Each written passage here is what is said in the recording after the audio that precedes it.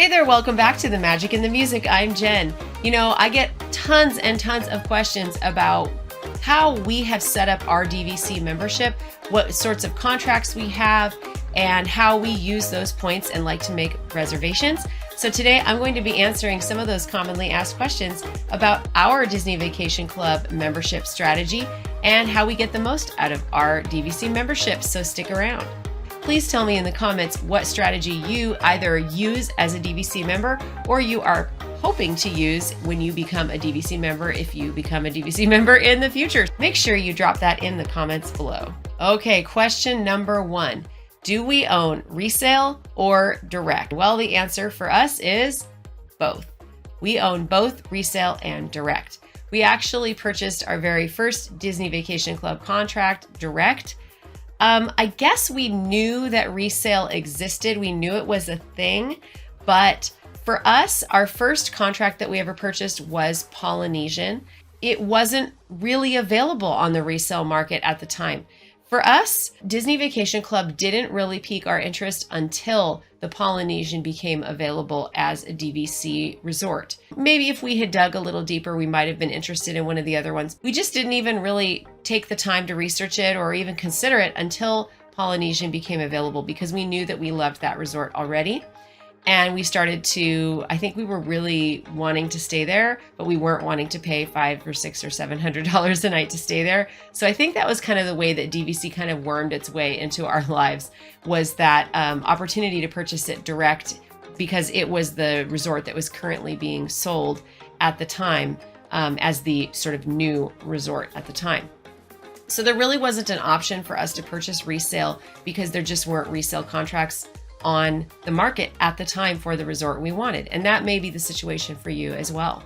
So obviously, because we made our first purchase direct, we did get our blue card. So we are blue card members.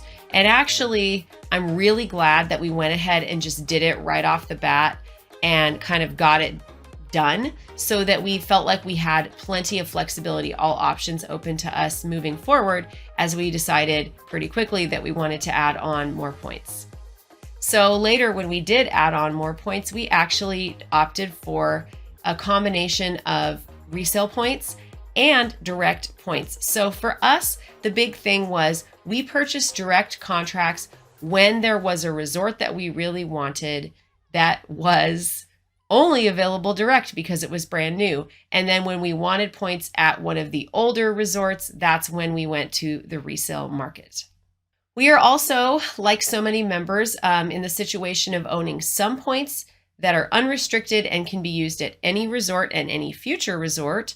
And we also own points that one of our contracts is a resale contract that was after January 19th, 2019, which means that those points cannot be used on Riviera and that cannot be used on any future resorts, but it can be on the legacy resorts that were in existence prior to, that were in existence when that rule was put into effect. So currently, as of July 2022, that means all of the resorts except for Riviera. What are our home resorts? So we started off by purchasing Polynesian, which we mentioned. That was the one that just kind of broke us in. It was our gateway DVC resort was Polynesian. We actually bought that contract, and then we had our very first stay that happened to be at Animal Kingdom Lodge, Kidani. And the moment that I set foot in Animal Kingdom Lodge, actually Jumbo House is where we first arrived. And the moment I set foot in there, I was like, I turned to my husband and I said, oh no, we're in trouble. We have to go home and we have to buy more points. We have to buy a contract here. We went home and we immediately started shopping for our first resale contract at Animal Kingdom Lodge. So Animal Kingdom Lodge was our second home resort. Fast forward a little bit, and they announced, I believe it was D23 several years back, that they were going to be building Disney's Riviera Resort.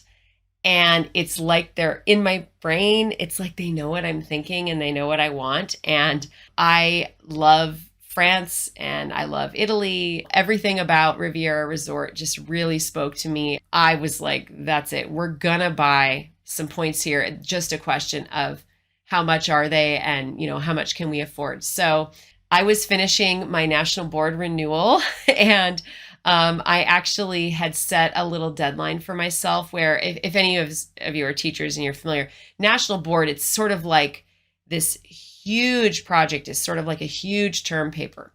And it's a tremendous amount of work. Riviera went on sale right around the deadline for the national board renewal deadline. And so I told myself, we're going to buy a Riviera resort contract as soon as I finish this portfolio and submit it. And so I worked so hard over spring break that year just to get that portfolio done because I knew that I had like this treat at the end of it. And when I finished, we did purchase 75 points at Riviera. So yeah, that's a pretty modest contract, but we knew that we were likely only going to be booking standard view studios at Riviera, having looked at the maps and the configurations of the rooms. It was really obvious to me that that was what we were going to be wanting at Riviera. And we've since stayed in standard view studios and they're fantastic. And when you're watching this video, I will probably just be getting home from a trip where I was staying in a standard view studio again at Riviera. And we love having one of the Riviera contracts that gives us the 11-month booking window so we can kind of get our foot in the door. And then what we were able to do on our upcoming trip was we were able to book maybe 4 nights or something with the contract we already had.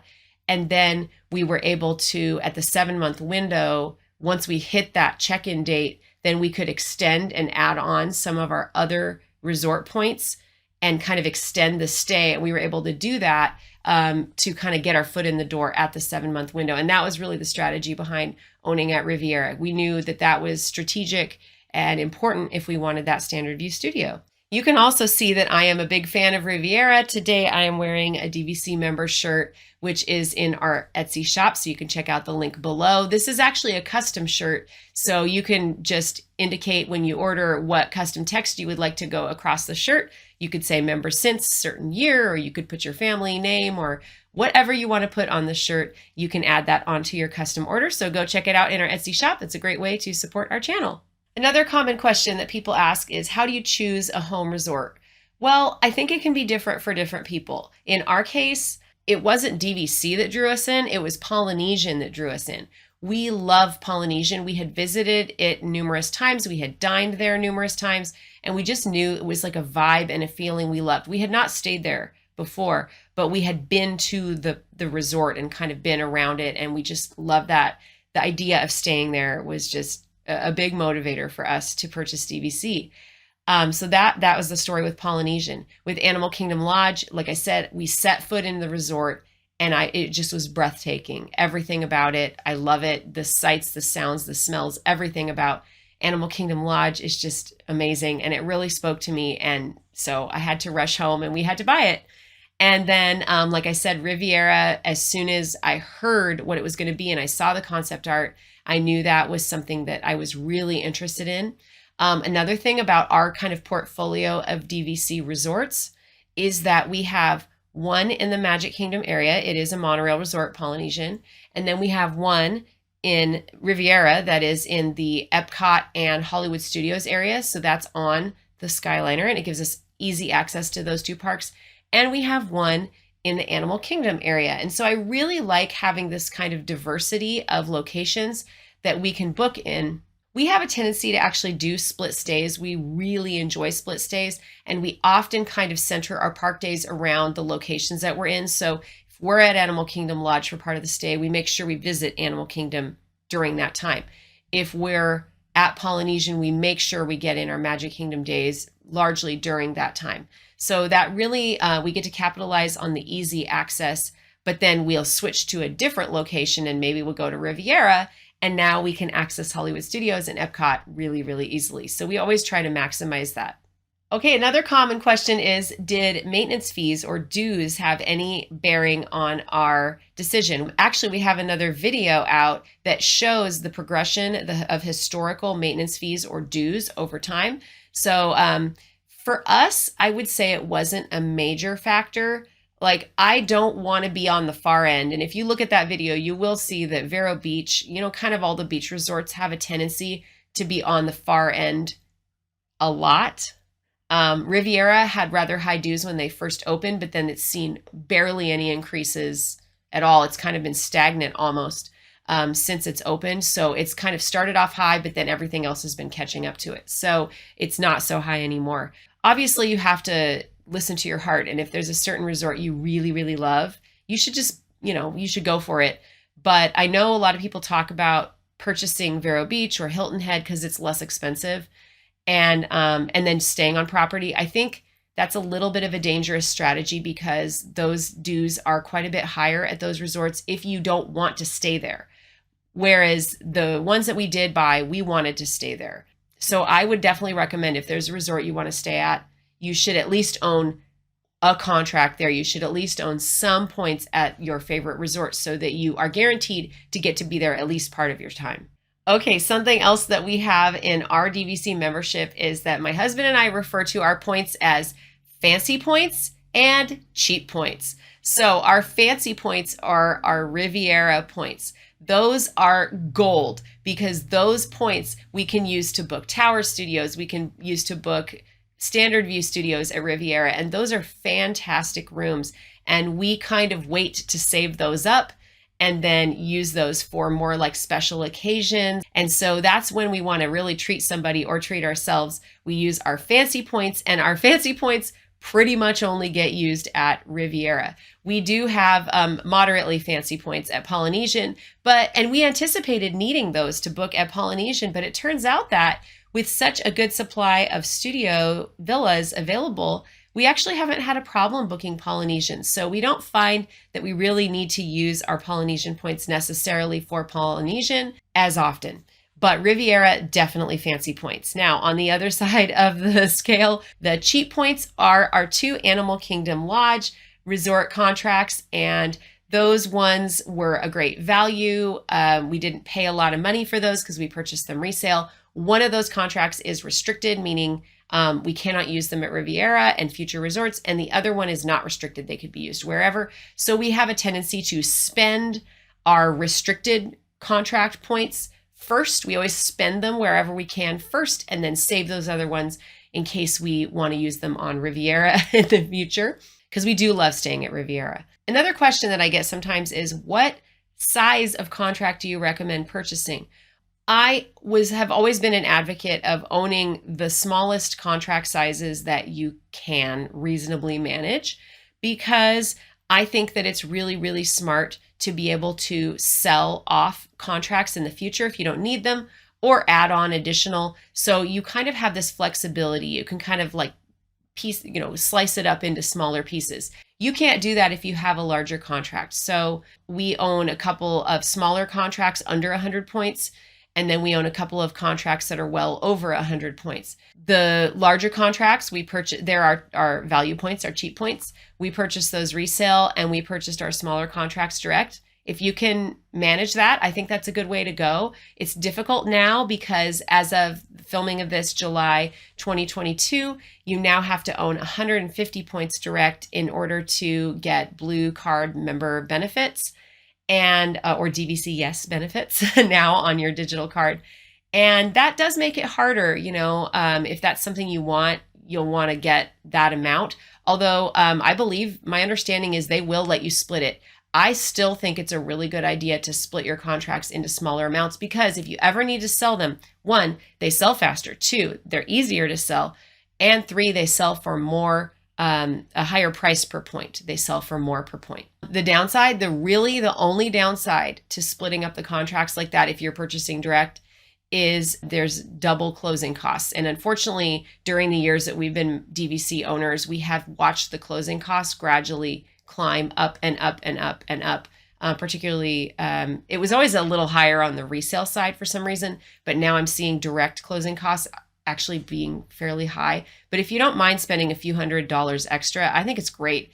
Don't buy a 400-point contract. Split it into two 200-point contracts. Even better, split it into 4 100-point contracts. I'm a big advocate of slicing up your membership. Of course, that is a lot harder to do if you are buying resale, because what you see is what you get. You can't slice them up or change them. They just are what they are. And you are going to pay a higher amount for a smaller contract.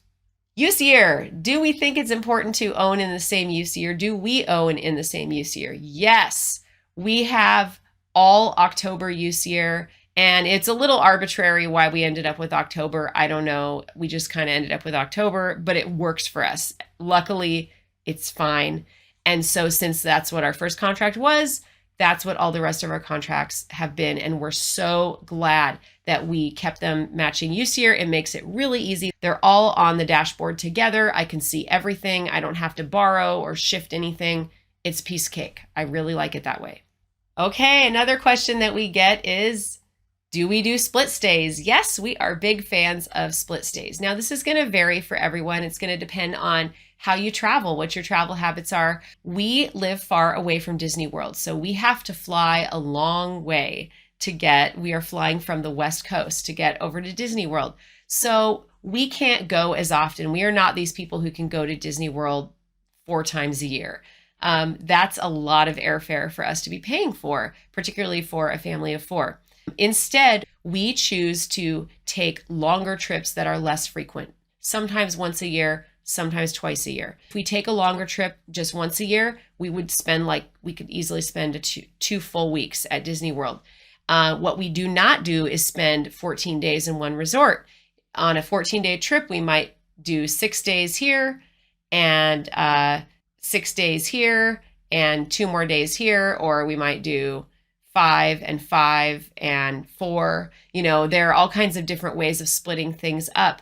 And what we really, really like about doing these split stays is it feels like different vacations.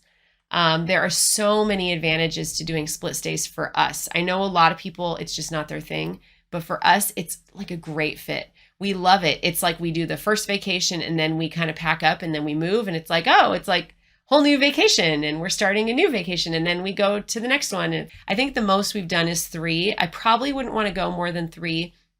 And it's usually best to stay more than 2 nights. Usually the sweet spot's right around like 4 nights or so in one of the locations. And it's also kind of nice, like if you don't get the best room, you're not in it for like 2 weeks, or 10 days or something.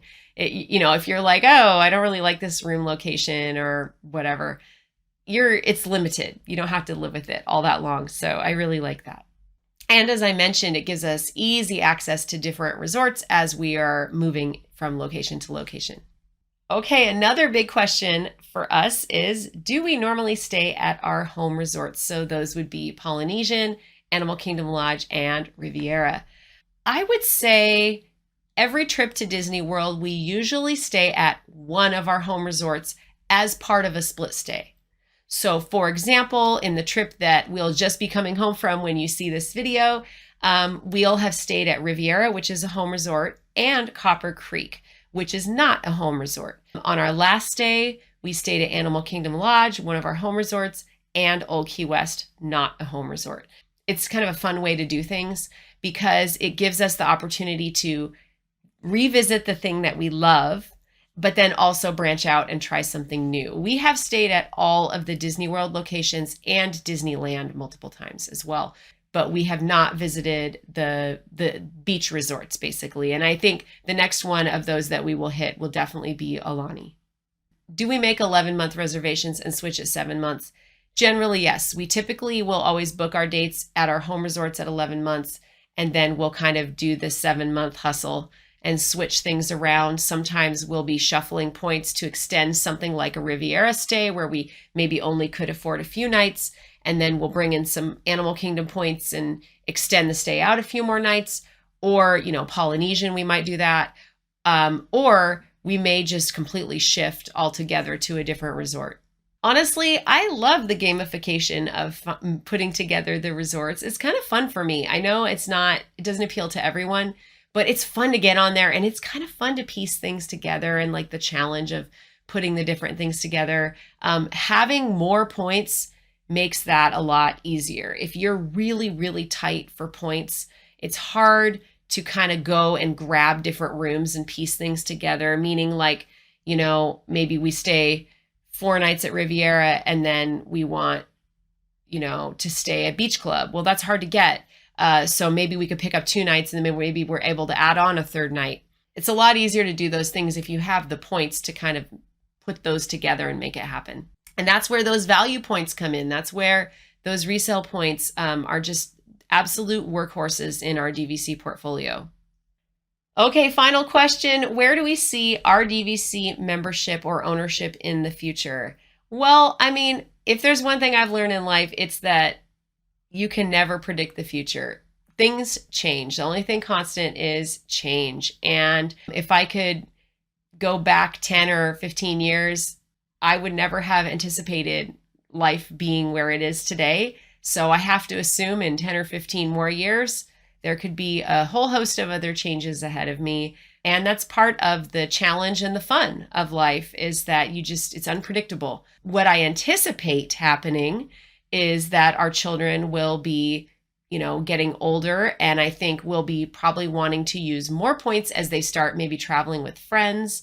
We've been traveling with family a lot. We will reach a point maybe in another 10 or 15 years where some of the older family members are not going to be able to travel with us anymore.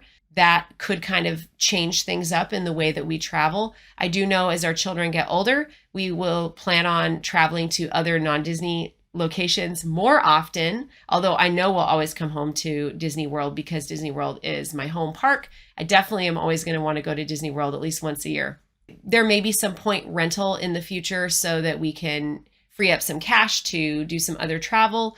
I definitely want to get to Aulani. That's really important to me. I know for us, we want to get to the parks in Asia. We want to get to Shanghai and Hong Kong and Tokyo Disney.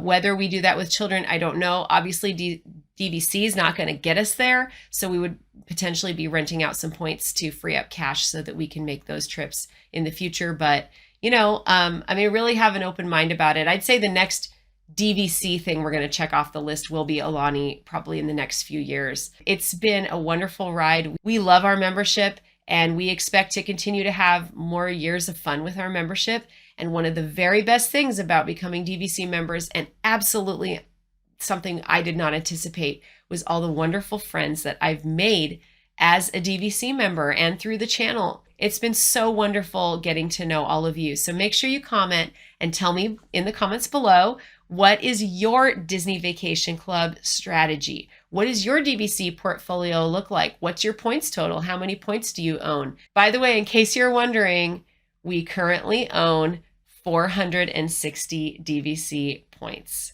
It's quite a few, but there are certainly people who own a lot more than we do. So there you have it. 460 points is our total for our DVC portfolio.